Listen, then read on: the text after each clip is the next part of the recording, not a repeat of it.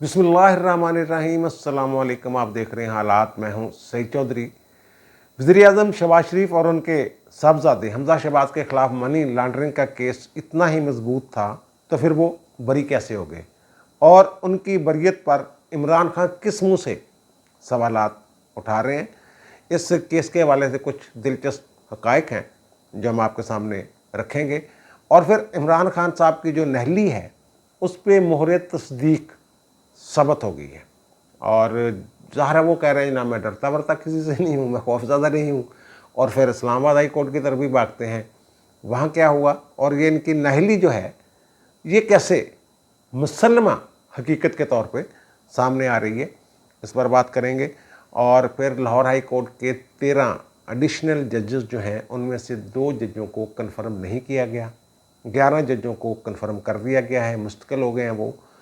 और अंदर judicial commission के अजलास में क्या रौला शोला पड़ता रहा, और वो कौन से जज साहब हैं जो अपनी मतहत ख़ातून सिविल जज से ये कहते पाए गए कि सारा हुस्न शोहर के लिए नहीं होता, ठरकी कह लें आप, और भी बहुत सारी चीज़ें इस हवाले से मैं आपके गोशगुजार करूँगा।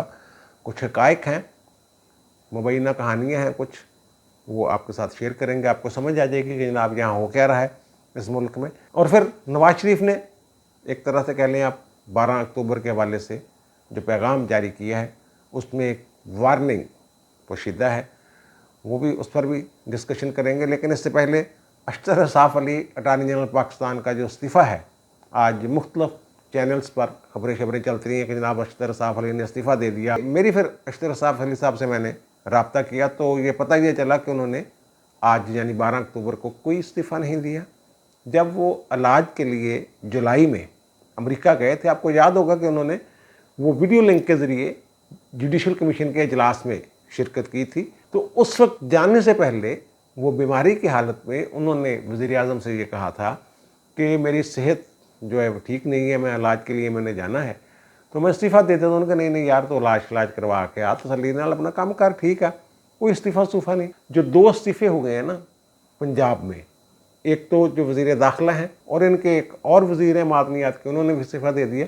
मेरा ख्याल है इसको काउंटर करने के लिए ना, इन इस्तीफ़ों को, वो किसी ने वो झूठी मूठी खबर जो है वो अशतर साफ़ अली की चलाई हुई है, ये सारा उसमें मामला था। और जो हमारे नवाज शरीफ साहब ने ट्वीट किया है 12 अक्टूबर के हवाले से, आपको याद है 12 अक्टूबर को क्या हुआ था? वो एक फ़ौजी इनकलाब जिसको ये कहते हैं, फ़ौजी इनकलाब तो नहीं होता, मार्शल्ला होता है, बगावत होती है। वो बगावत की थी उसने जनरल परवेज़ मुशर्रफ ने, और फिर वो उन्होंने उस हवाले से जो ट्वीट किया, उन्होंने कहा कि जनाब आज 12 अक्टूबर के दिन आइन रौंदा गया, कानून तोड़ा गया, पार्लियामेंट तोड़ी गई, 4 बार हमने ये तमाशा देखा। फिर पूछा जाता है कि पाकिस्तान पीछे क्यों रह गया, मुल्क तरक्की क्यों नहीं करता। आज का दिन पाकिस्तान की इस दर्दनाक तरीके से सबक सीखने का दिन है। बहुत ठोकरें खा ली, बहुत दुख सह लिए, अब भी वक्त है। एक तरह से उन्होंने वार्निंग दी है कि भाई जमहूरी हुकूमतों को चलने दें, मुदाखलत ना करें, फिर ही मुल्क तरक्की करेगा। आप फिर ये नहीं कह सकते जनाब मुल्क पीछे रह गया, बाकी दुनिया आगे निकल गई, जैसे इमरान खान ऐसे मारता रहता ना यार, आपको पता ही है। तो वो उन्होंने वार्न किया एक तरह से मुक़्तदरा को भी, सियासतदानों को भी, मुक़्तदरा को या एस्टेब्लिशमेंट को दावत देने वाली जो कुव्वतें हैं उनको भी उन्होंने कहा कि यार बंदे बन जाओ, ना करो, इस मुल्क वास्ते कुछ कर लो, अगे बधने का कुछ सोचो, ये सारे कमों ने छड्ड दिओ। आ जिहड़े अपनी मर्जी दी हुकूमतां ते जोड़ तोड़ ते चुकते हो तो सुटते हो सारे काम। और मैं ये पहले भी अर्ज़ कर चुका हूँ, ये जो तब्दीली आई है इमरान खान वाली, इसको ये ना आप समझे कि जनाब इन्होंने कोई नवाज शरीफ ने कोई लमलेट होकर मसालत की है। मैं ये कहता हूँ, और मेरी इन्फॉर्मेशन ये है, नवाज शरीफ और PDM की दीगर जमातों का फ़ौज के साथ अगर कोई अंडरस्टैंडिंग आप कह लें हुई है तो वो इसी बुनियाद पे हुई है कि जनाब आप न्यूट्रल रहेंगे, वोट को इज्जत देंगे। अभी इसमें कई मराहल बाकी हैं, कुछ मंजिलें तय होने हैं, और नवाज शरीफ के आने से पहले इम्कान ये है कि वो तमाम मराहल जो हैं वो तय कर लिए जाएंगे। और इमरान खान साहब जैसे रो पीट रहे हैं, इसी तरह रोते पीटते रहेंगे। अब आते हैं जनाब खान साहब की चीखें जो हैं वो निकल रही हैं, और वो सीनियर सहाफ़ियों के साथ लाहौर में उन्होंने गुफ्तगू फरमाई है, और उन्होंने कहा कि जनाब ये हुकूमत मेरी थी, वज़ीर आज़म मैं था, लेकिन हुकूमत कोई और कर रहा था। तो भाई आप उस लूली लंगड़ी हुकूमत के लिए झगड़ रहे हैं कि जनाब उनको कह रहे मुझे क्यों निकाला। यही कह रहा है ना इमरान खान भी कि मेरा क्या कसूर था, मुझे कि क्यों न्यूट्रल्स ने वो मेरी हेल्प नहीं की और क्यों ये उधर चले गए जनाब, मेरी हुकूमत का तख्ता उल्ट दिया, साइफर ये वो जो भी है। तो अगर आपके पास खान साहब को इख्तियार ही नहीं था तो फिर आपने उस हुकूमत को क्या करना था? जो आप बड़के मार रहे हैं, तो इन बड़कों की रोशनी में अगर देखा जाए फिर तो आपको उसी वक्त जब आपके वो मुदाखलत कर रहे थे आपके कामों में, तो फिर आपको चाहिए था कि उसी वक्त हुकूमत तोड़ देते, एक कौम से खिताब फरमाते और सारा कुछ बता देते, फिर तो आपका कद काट बढ़ जाता। आप जो अब तक लेटे हुए हैं, अब तक पाँव पड़ रहे हैं उनके कि जनाब किसी तरीके ना ये जो बापा और फलाना जेड़े वो जो जमाते हैं अतहादी जमातें इनको हटाएं, मुझे दोबारा वापस लाएं, इस तरह के जो बयान शान आप देख ही रहे हैं ना खान साहब के। और फिर जो शिरकपुर में खिताब फरमाया है खान साहब ने, वहाँ फिर वही रोना कि मेरी गंदी फिल्में बना ली हैं, गंदी गंदी फिल्में बना ली हैं इन्होंने। और वहाँ नवाज शरीफ और मरीम नवाज की जाली ऑडियोज़ जो हैं वो चला रहे हैं। वो कहते हैं जनाब ये देखें डीप फेक ऑडियोज़ हैं और ये है वो। भाई मेरे अगर ये जाली हैं, जाली बनाना एक खुद जुर्म है, आप खुद एक जुर्म का इर्तिकाब कर रहे हैं। जिसने भी वो बनाई है जाली, अगरचे आप कह रहे हैं कि ये जाली है, लेकिन जाल साजी भी एक जुर्म है। और खान साहब को शायद पता ही नहीं, क्योंकि कानून और आइन का एहतराम इन्होंने करना नहीं होता। और खान साहब कह रहे हैं मैं डरता वरता किसी से नहीं, मैं खौफज़दा नहीं हूँ, जेलें भर देंगे और ये कर देंगे वो कर देंगे और बस मेरी काल का इंतज़ार करें। इस बारे में मैं को मुसद्दक़ा खबर दे रहा हूँ कि खान साहब ने जो जिन भूत और चिड़ेले वगैरह जादू टूने से जो इन्होंने पहाड़ों से उतारने का बंदोबस्त किया हुआ है, उसका तोड़ उन्होंने किया हुआ है। यार जादू टूने का तोड़ तो होता ही है ना, वो तोड़ किया हुआ है उन्होंने।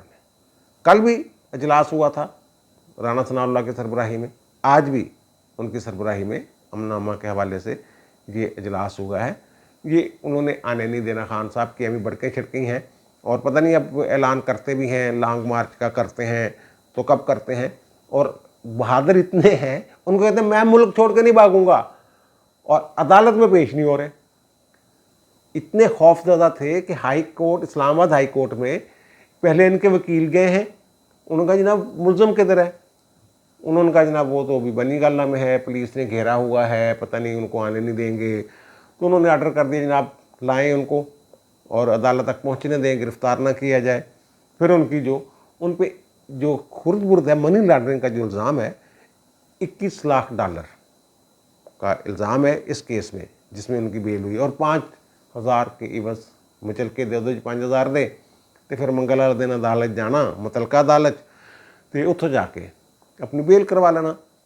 तो ये जो FIA की जो तफ्तीश है ना, ये बड़ी पक्की है।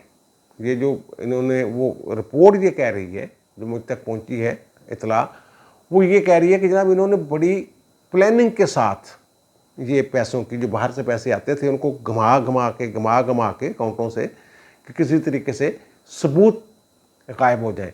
और फिर जो असद उमर साहब की कोई मेल शेल भी सुनने में आई है, तो ऐसी है कि उन्होंने जो FIA को उन्होंने बताया कि जनाब हाँ ये हमारा अकाउंट है, लेकिन फिर वो आपने ज़ाहिर क्यों नहीं किया था। ये मैं बता दूं कि जो इलेक्शन कमीशन ने इनका फॉरेन फंडिंग वाले केस में जो फाइंडिंग दी थी, उसमें कुछ कहते हैं जनाब शोकाज दिया हुआ है तो ये केस चल नहीं सकते।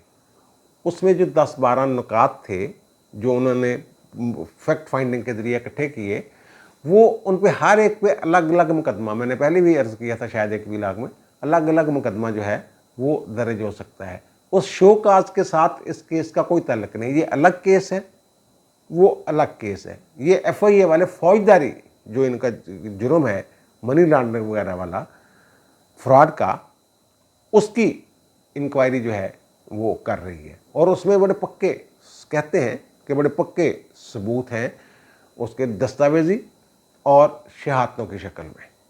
खुद अपने इनके जो लोग हैं उन्होंने ये एतराफ़ किया हुआ है कि जनाब ये हाँ ये ऐसे ही है और ये ऐसे ही है। बहरहाल खान साहब की ज़मानत हो गई है और मेरी इतला तो ये है कि खान साहब को वो कहते हैं नसाना ज़्यादा, थका के इन्होंने जनाब एक जगह दिन ढाल कर देना। पकड़ना पकड़ना भी उन्होंने नहीं है, जब पकड़ेंगे उस वक्त पकड़ेंगे जब फिर खान साहब के पास कोई और चारा नहीं होगा और टाइम जो है ना खान साहब के पास वो कम होगा, रिलीफ के लिए टाइम कम होगा। इस पर मैं अलग विलाग करूँगा कि वो क्या मामला है।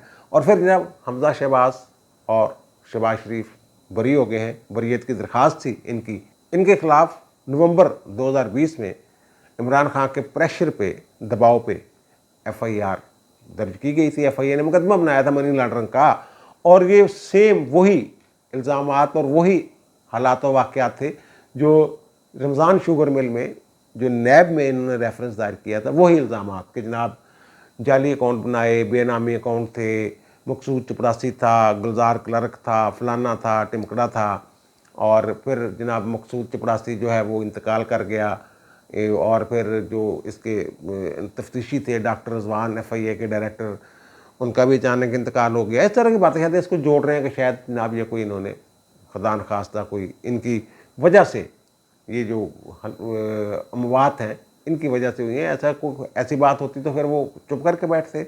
बहरहाल इसको तो अलग एक इशू है ना, इसको छोड़ दें। अब ये जनाब उसमें वही मैंने अर्ज़ किया, वही इल्ज़ामात थे, और आइन के तहत एक ही मामले पे दो जो केस हैं वो नहीं चल सकते। एक इनकी दलील ये थी, और दूसरी जो मुनस सलाही वाला केस था कि जनाब ये जो आप पकड़ रहे हैं मुनस सलाही को, लाहौर हाई कोर्ट ने जो उनके खिलाफ मुकदमा खारिज किया कि वो कानून एंटी मनी लॉन्ड्रिंग वाला 22 मार्च 2010 को नाफज हुआ था, और उससे जो पिछले इल्ज़ामात हैं या जराइम हैं उन पर तो उसका अतलाक़ ही नहीं होता। इसलिए मुनस सलाही पे इसका अतलाक़ कैसे हो सकता है, क्योंकि वो तो 2008 के कुछ राउंड अबाउट वहाँ से मामला शुरू होते थे।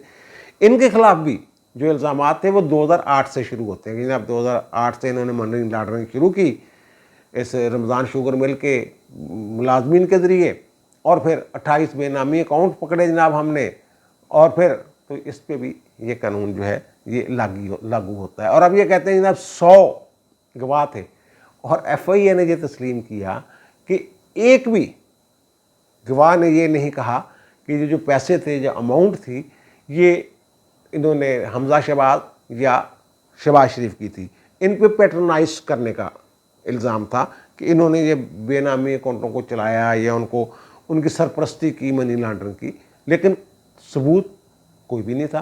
बस ये जनाब हमने इतने हज़ार के सफ़ात पेश कर दिए जनाब, इतनी ट्रांजैक्शन, पता नहीं 16,000 ट्रांजैक्शन हो गई हैं।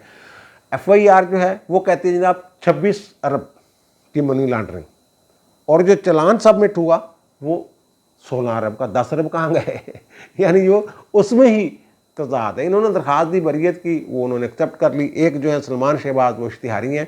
ये जो मनी लॉन्ड्रिंग वाला कानून है ना, ट्रांजैक्शन कोई जुर्म ही नहीं है।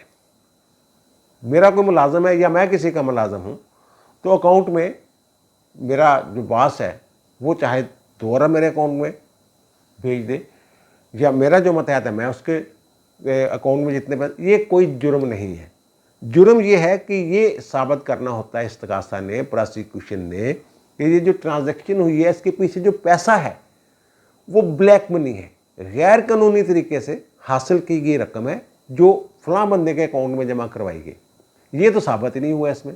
बहरहाल वो बरी हो गए।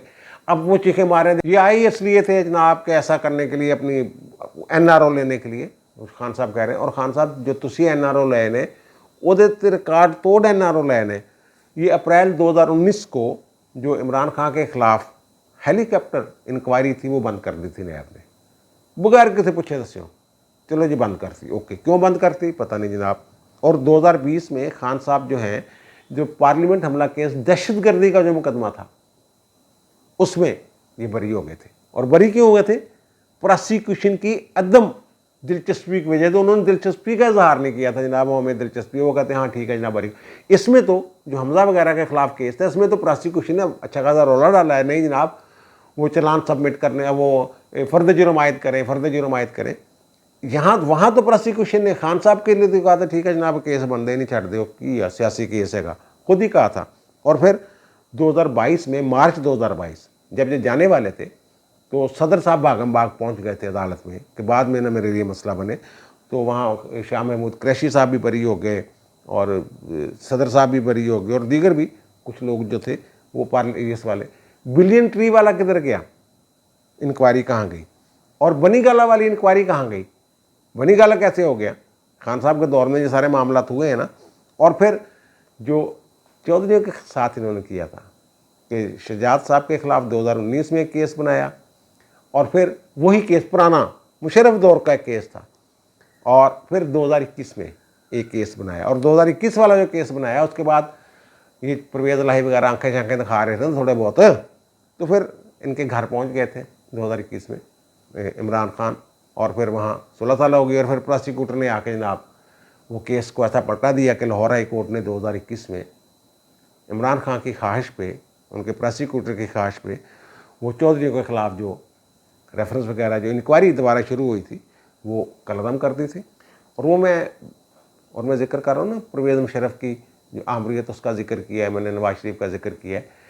इमरान खान बड़े बनते हैं इस वक्त जनाब जमहूरियत पसंद है नहीं, देखते उधर ही हैं। इन्होंने जब परवेज़ मुशर्रफ को सज़ा हो गई ना वहाँ से खसूसी अदालत से सज़ाए मौत आइन तोड़ने पाए तो लाहौर हाई कोर्ट में चैलेंज कर दिया जनाब परवेज़ मुशर्रफ ने और वो लाहौर हाई कोर्ट ने वो अदालत भी कलअदम कर दी जिसने सज़ा दी थी, सज़ा भी कलअदम कर दी और भी बहुत सारी चीज़ें उसमें कहा अदालत की तश्कील सही नहीं हुई थी वो वाली जो अदालत थी और वगैरह वगैरह। ये 2020 की बात है, लाहौर हाई कोर्ट के 3 रुकनी बेंच ने ये किया था और इसमें जो खान साहब के नुमाइंदे थे एडिशनल अटॉर्नी जनरल साहब, उन्होंने भरपूर मदद की और उनके हक़ में बयान दिया परवेज़ मुशर्रफ के और उसमें अदालती मावन अली ज़फ़र साहब जो थे वो मुकर्रर कर दिए गए थे। और अली ज़फ़र साहब ज़ाहिर है फिर अब इनके साथ ही बैठे हो, आपको पता ही है मालम जप्पे वाला केस जिस तरीके से बंद किया परवेज़ खटक साहब के, वो खुरे सारे इमरान खान की तरफ जाने थे और वो कहा जी नैब ने ये कह दिया जनाब नैब अदालत में जाके कि जनाब हाई कोर्ट ने कहा है, पेशावर हाई कोर्ट ने पकड़ लिया उनको बाद में, और भाई ऐसी कदों के मालम जप्पा केस बंद कर दो। लेकिन उसका भी कोई खान साहब किस मुँह से कह रहे हैं कि जनाब प्रोसिक्यूशन को ये इन्होंने दबा के और प्रोसिक्यूटर बदल के, और खान साहब सारा कुछ तुसी कर रहे हो, ये सारी गल्लां जिहड़ियां तुसी कर रहे हो हुण जिहड़े उन्हां ते इल्ज़ाम ला रहे हो तुसी सारे कीते हुए ने। अब आते हैं जनाब जुडिशल कमीशन के इजलास की तरफ जिसमें लाहौर हाई कोर्ट के 13 जजेस जो हैं उनकी कन्फर्मेशन का मामला था, उस पर गौर किया गया। ये 13 जज साहबान जो हैं ये 7 मई 2021 को 1 साल के लिए एडिशनल जज मुकर्रर हुए थे और तरीक़ाकार ये था कि 1 साल बाद फिर उनकी कारकर्दगी का जायज़ा लिया जाता है और फिर उनको कन्फर्म कर दिया जाता है या फिर उनको सुबदोश कर दिया जाता है। तो ये पहले भी इजलास हुआ लेकिन वो 7 मई से पहले इजलास हुआ इसी साल और फिर उनको 6 माह की एक्सटेंशन मिल गई, शायद 6 नवंबर तक एक्सटेंशन थी। अब उन्होंने दोबारा इजलास बुलाया जनाब के 6 माह अब दोबारा इनकी कारकर्दगी का जायज़ा लेते हैं तो देखते हैं क्या बनता है।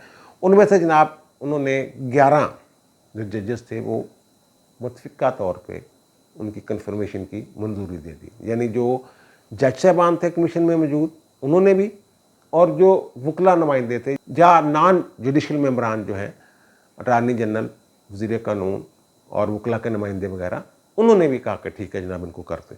अब 2 और साहबान थे, एक थे शान गुल साहब। मोहम्मद शान गुल साहब जो हैं ये बड़े कम्पिटेंट, बहुत ही कम्पिटेंट जो ये जज और बतौर वकील और बतौर जज बहुत ही कम्पिटेंट, इनकी कम्पिटेंसी पे किसी को कोई शक ही नहीं। लेकिन इनकी वो कम्पिटेंसी का इशू नहीं आया वहाँ पे। इनको जो क्या उन्होंने कहा जनाब ये कैजुअल है, अदालती डेकोरम जो है ना अदलिया का उसका ख्याल नहीं रखते। अब जो शान गुल साहब हैं उनकी जजमेंट्स जो हैं वो आइन और कानून के मुताबिक पढ़ने वाली जजमेंट्स होती हैं और हर बंदा ये इस बात का कायल है, जजेस भी, कोर्ट रिपोर्टर भी, वकला भी, लेकिन वो कैजुअल, उनका स्टाइल जो है वो कैजुअल है, वो उस तरह का डेकोरम नहीं रखते।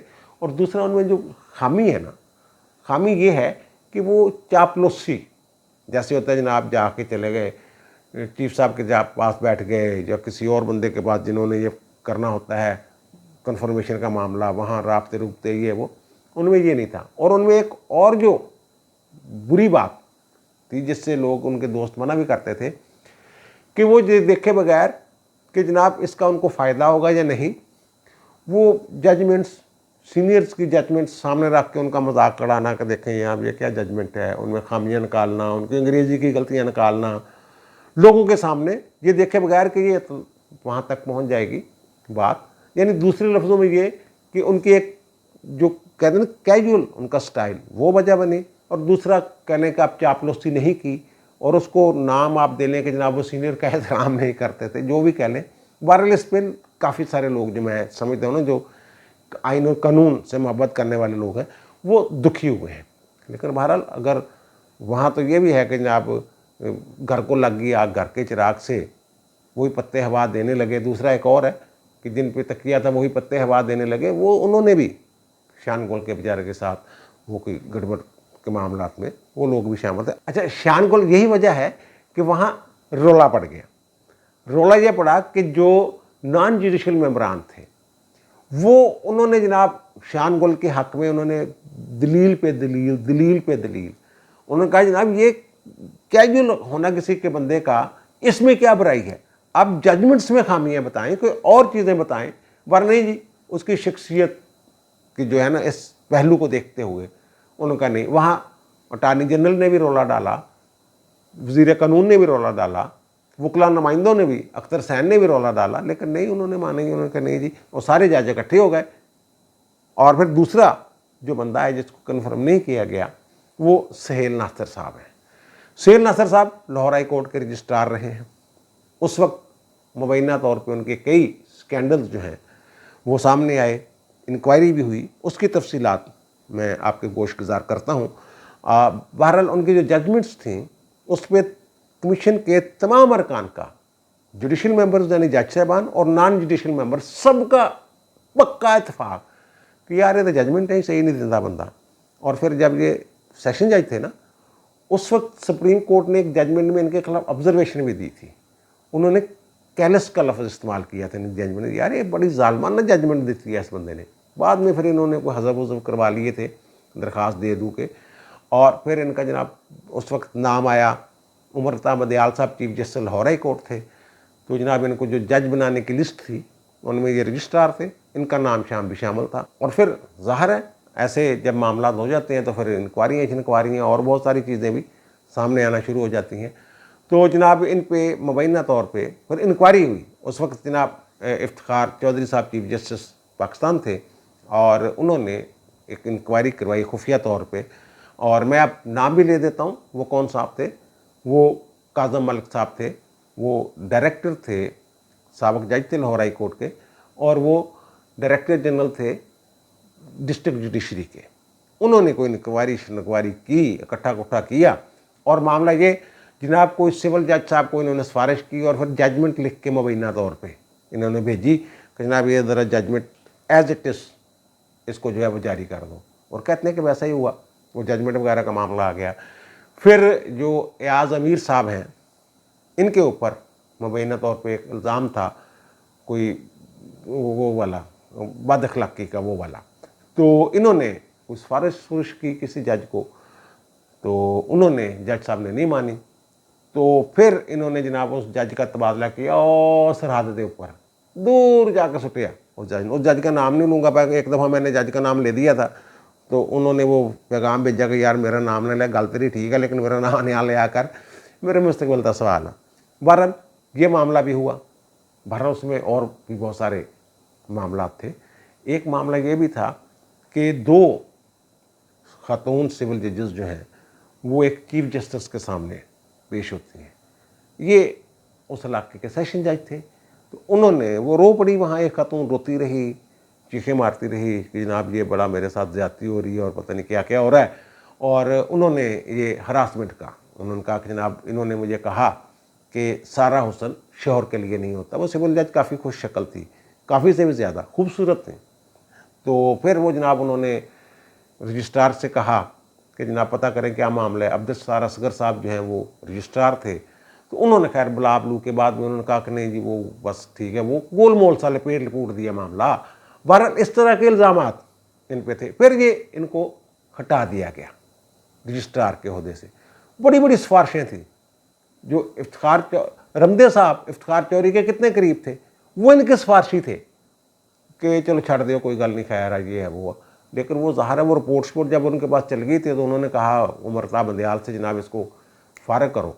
और फ़ारग करके पता कहाँ भेजा था इन्हें भेजा था ये जो कंज्यूमर कोर्ट है, सारफ अदालत, वहाँ, यानी वो खुडे लाइन एक तरह का होता है। लेकिन इनमें एक महारत है कि ये तलकात बड़ी जल्दी डेवलप कर लेते हैं और फिर ये इस्लामाबाद वालों के साथ डेवलप करके मामला, फिर ये जो फेडरल जुडिशल एकेडमी है फेडरल, वहाँ कोई हो गए, ये बोतल का ठीक रहे। और फिर जो मई 2021 में इनका दोबारा कुर्रा निकला और इन्हें वो जज बना दिया गया। लेकिन अब फिर ये उन्होंने कहा कि ना अब ये तो नहीं कंटिन्यू करने के। तो इस तरह सर मामला हो रहे हैं यहाँ पे।